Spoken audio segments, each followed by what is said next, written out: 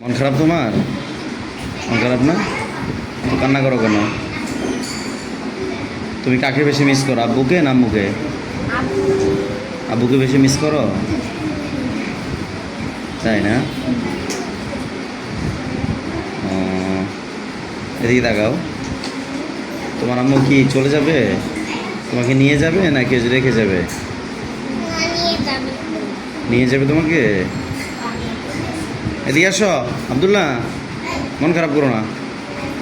মন খারাপের কি আছে? হ্যাঁ, ভালো ছেলে না তুমি, কিচ্ছু হবে না তোমার।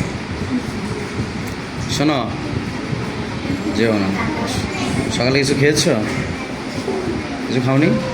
কি খেয়েছো? হ্যাঁ?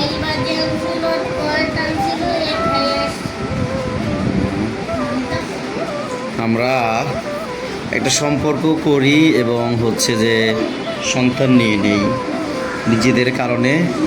এই সন্তানকে রেখে নিজেদের ভবিষ্যতের কথা চিন্তা করে আমরা আবার অন্যভাবে অন্যদিকে পথ দেখি, কিন্তু কখনো ভাবি না যে এই যে সন্তানটা পৃথিবীতে আসলো, তার চোখের পানি, তার কান্না, কি অপরাধ আছে বলেন? তার কোনো অপরাধ আছে? কোনো অপরাধ নেই।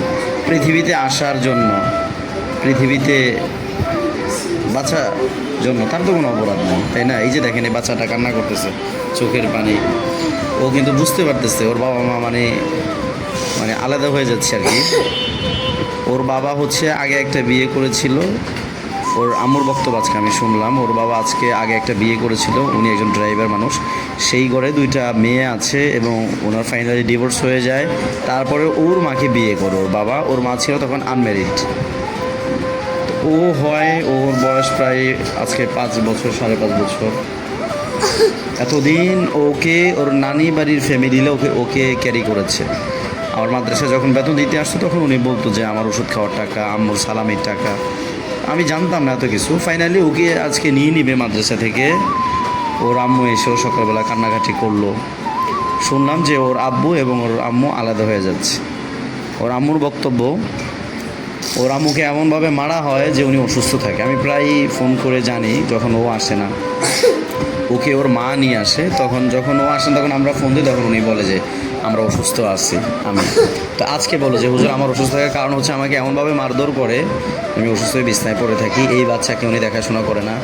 আমার খরচের টাকা, চাকরির টাকা, তারপরে হচ্ছে আমার বাবা আমার টাকা দিয়ে ওকে আমি ক্যারি করতাম। তারপরে উনি ওনার ফার্স্ট ওয়াইফের সাথে এখন যোগাযোগ করে এবং সিদ্ধান্ত নিয়েছে, এতদিন প্রায় 9 বছরের সংসার, বাচ্চার বয়স 5 বছর, ওনারা দুজন আলাদা হয়ে যাবে, দুইজন দুই দিকে চলে যাবে। কিন্তু যদি ও মায়ের কাছে যায় তাহলে বাবার স্নেহ পাবে না, বা বাবার কাছে গেলে মায়ের স্নেহ পাবে না।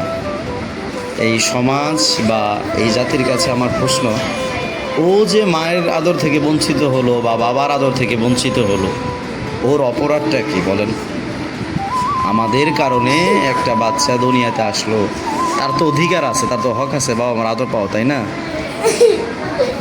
এবং সমাজে, আমাদের সমাজটা, তুমি বাবা কান্না করো না, যাও বসো, তুমি যে বসো তো, ওকে পানি খাওয়ান। যাই হোক, আল্লাহ তাআলা আমাদেরকে এই সকল কিছু থেকে হেফাজত করুক। ফাইনালি এটাই, অনেক কথা বলার আছে কিন্তু বললাম না। যাই হোক, আমরা তার প্যারেন্টসকে ফাইনালি অফার করেছি যে ও মাদ্রাসায় পড়বে, ওর যাবতীয় খরচ হুসাইনিয়া ইসলামী একাডেমি বহন করবে ইনশাআল্লাহ। আল্লাহ তাআলা ব্যবস্থা করবে। আসলে এরা কখনোই পড়ে থাকবে না। এই সমাজ যদিও আমাদেরকে একটু নিন্দা করবে আর কি, এদেরকে, এই ধরনের ছেলেপেলেদেরকে, এদের কোনো অপরাধ নেই। তারপরেও ওর আম্মুকে বলেছি যদি ও ঢাকার মধ্যে থাকে, ওর আম্মু সিদ্ধান্ত নিয়েছে উনি ওকে বরিশালে পাঠিয়ে দেবে, ওনার বাবার বাড়ি, ওনার বোনের কাছে, অর্থাৎ ওর খালার কাছে থাকবে। আর উনি হচ্ছে চট্টগ্রাম চলে যাবে, গার্মেন্টস করবে। তো আমরা বলেছি যে ওরে ঢাকায় যতদিন থাকে, আপনি যতদিন আসেন ততদিন, এবং যদি ঢাকায় থাকেন তাহলে ওর সমস্ত পড়াশোনা ইনশাল্লাহ আমরা বহন করব। আজকে খুব খারাপ লাগছে, ওকে আমরা সবাই মিস করি। প্রতিষ্ঠান আসলে প্রত্যেকটা ছাত্র আমাদের সন্তানের মতো, প্রত্যেকটা পরিবার আমাদের একটা পরিবারের অংশ আমরা মনে করি। ও কিন্তু খুব মিস করতেছে, মানে ও বুঝতেছে ওর ফ্যামিলিতে কিছু একটা হয়েছে। আল্লাহ প্রত্যেকটা পরিবারকে, প্রত্যেকটা ছেলে সন্তান, বাবা মাকে সুখ শান্তিতে রাখুক, এটাই আমাদের কাম্য।